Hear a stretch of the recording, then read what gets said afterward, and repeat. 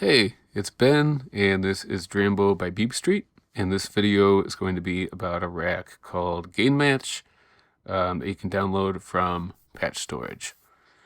So this is, I guess at its heart, it's a dynamics processor.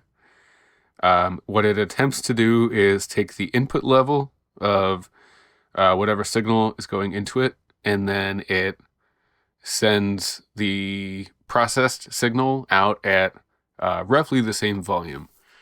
So if you don't like add anything into it, if you don't add any processing, it's basically like a dynamics processor. You can use it to control transients and the sustain part of sounds. You can kind of use it like a compressor. But when you add in any processors to this section of the rack, that's where things get kind of interesting. So I'm just going to take you through the basic controls and then show you a number of different ways that I've been playing around with this that have gotten me some interesting results. And you can use it like an effect, but then you can also do some interesting things. You can almost use it like part of your synthesis chain. So it's not just something you put on the end of a track to process the sound in some way. It's polyphonic, or it can be, and you can use it to kind of generate interesting timbres. Okay, so first I'm just going to run some different like some loops through it. I have the A-man break on it. I would highly recommend using a master limiter and then maybe even a limiter on the track, because it can get quite loud. So the controls coming through here, you have an optional compressor to control the dynamics before it gets into your like main processing section. And this poly switch, the compressor is turned on. If you don't want the compression, or if you want polyphonic output, you'd need to bypass the compressor. And bypassing it through this switch doesn't actually change the polyphony, I don't think, of the signal. I don't have anything in the rack. I'll add some stuff later. But this is where you control the dynamics. So I'm going to try and do this. I don't fully understand exactly which knobs. You'll hear how they affect the sound. So the processed envelope follower, if you raise the attack, it's going to accentuate the transients. And then if you raise the decay, or if you lower the decay, it's going to boost the release part of the sound. And then if you increase the decay, it's going to decrease the sustain parts.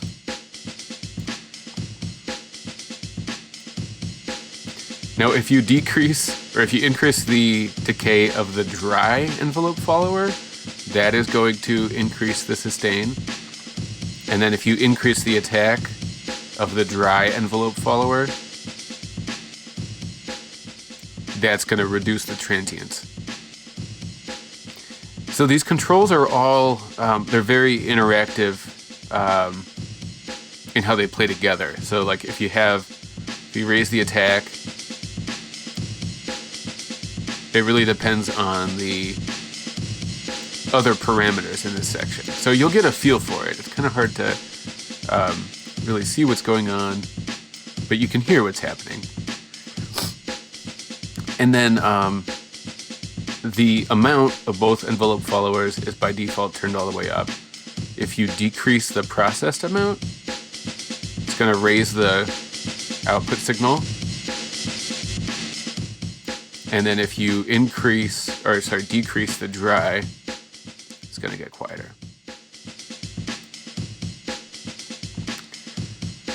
So where this gets kind of interesting is if you start adding in processors here.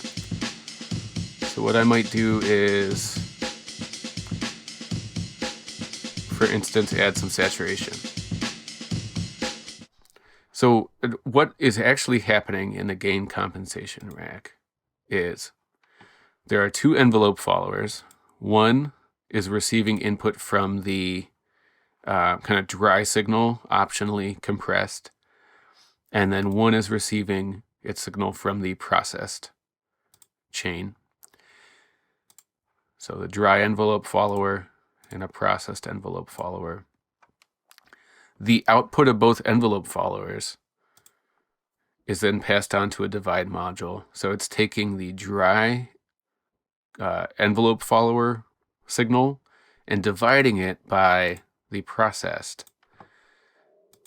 And then it is multiplying that control signal by the source or the processed signal.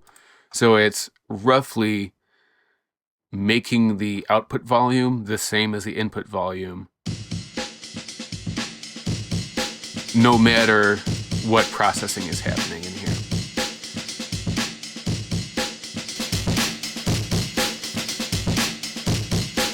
And just to show you the difference in sound, it's quite loud, I know.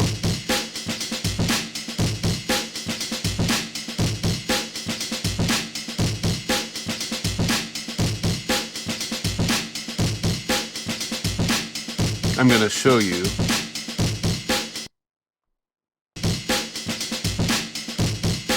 Okay, this is the processed and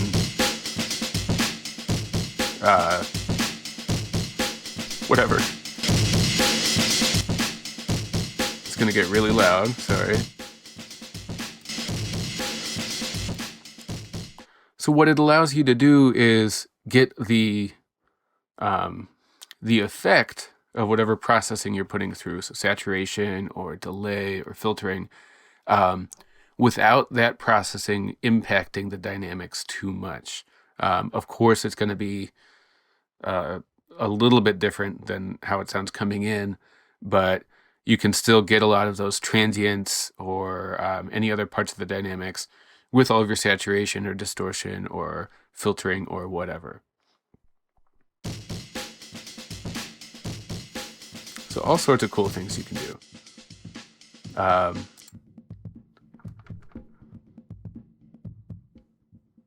So you can add a little bit more like liveliness to maybe the bass or something filtered. I can turn this back up, I suppose.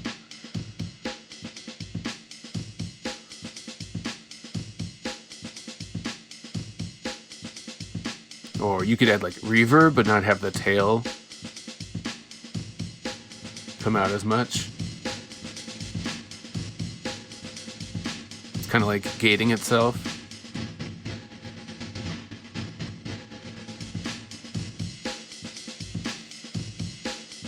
You could do some delay.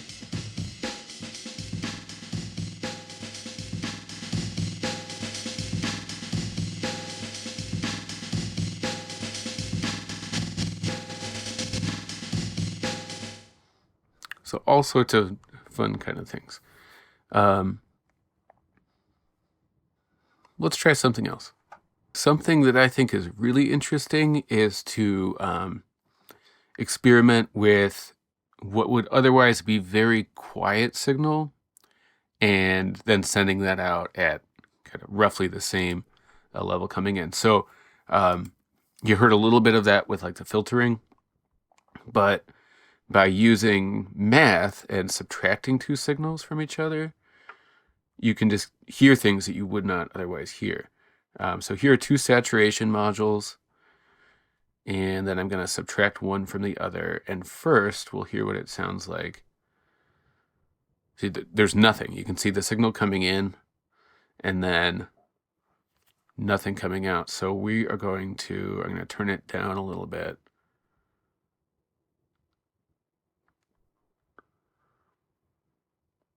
There's no difference right now. See, that's why you can't hear anything.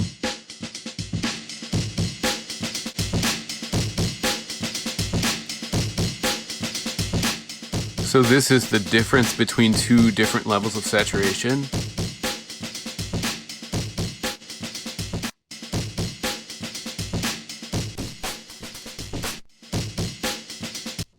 This is what it sounds like.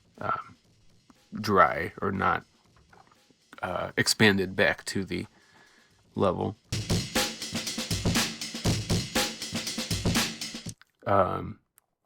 Filtering or EQ sounds really interesting. I'm sure it does all sorts of stuff to your phase, but that's okay.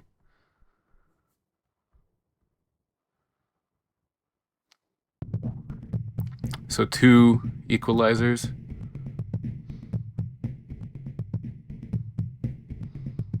And if I just barely touch the gain on either,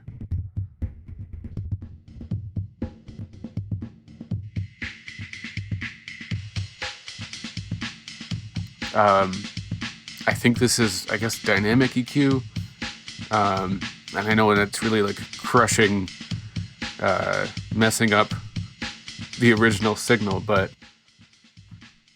what I like about it is you can get a really tight low end.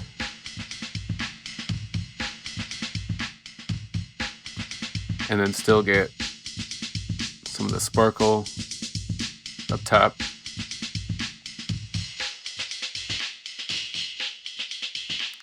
And you can really push whatever processing you have in here, as long as you have some protection at the end of your chain, a limiter of some sort. Generally, this is not going to get too loud except for the transients. Here there's no transients. So you can really push things, and it's never going to be too loud.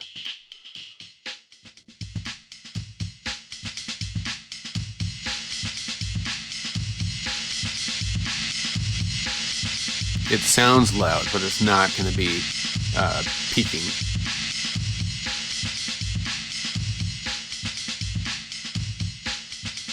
Okay. So another kind of like exploring really quiet sounds thing that you can do is putting in some bit redux, having them both be like parallel signal chain, so they're both getting the dry signal, and then subtract it. And I like to just send in an oscillator, and what I want to do is turn this into like a polyphonic thing. So I'm going to bypass the compressor, and this way I'll be able to get multiple channels out, polyphony channels.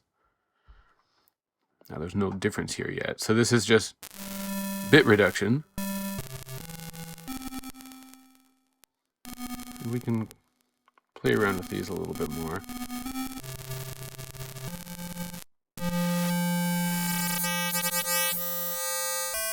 It's just a sine wave going in, and then going to 2 separate bit redux modules. They're being subtracted from each other, and then it's being leveled out. So very, very quiet. Here, up at the top, or like the minimal level of bit reduction, there's nothing you can hear. I don't even think you can see it. But if we raise it back up, there's some interesting things happening. The sound sounds very dirty.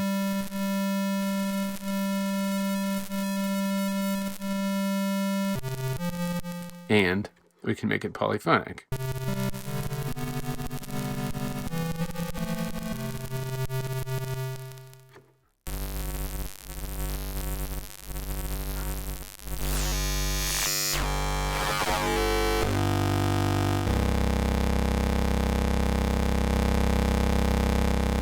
Actually, it's quite loud up there.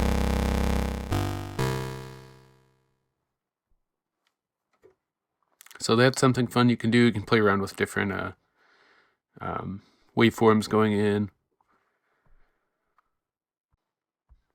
And just one other way that you could use this would be to actually play with 2 completely different signals and use one as like your target volume output, and then the other as your sound source. So that might look like, I'm going to go back to polyphonic. We'll use a drum loop as our dynamics.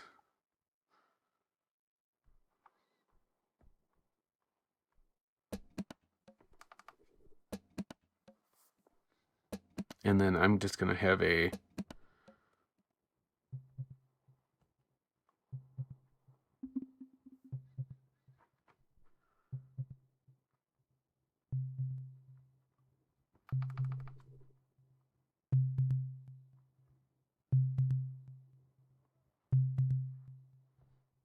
we need to get rid of this.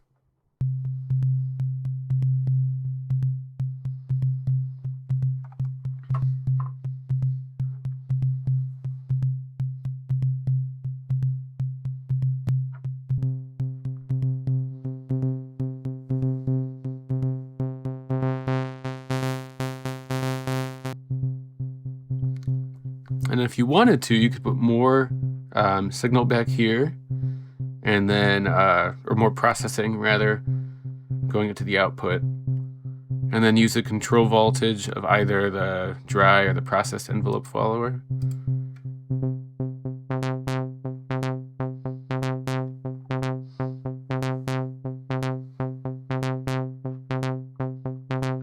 And if I put any other notes in here, it's going to mess up the speed of our drum loop, so I'm not going to do that. But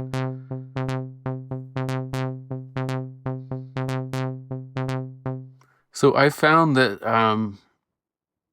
this can both be used for just like some subtle dynamic sort of stuff, or if I want maybe a lot of saturation, but I don't want to destroy the dynamics, really like squeeze the sound too much, I can throw this on here and then put some saturation or other effects in, and not mess with the dynamics too much. It's going to change the dynamics, but it's going to try to preserve them.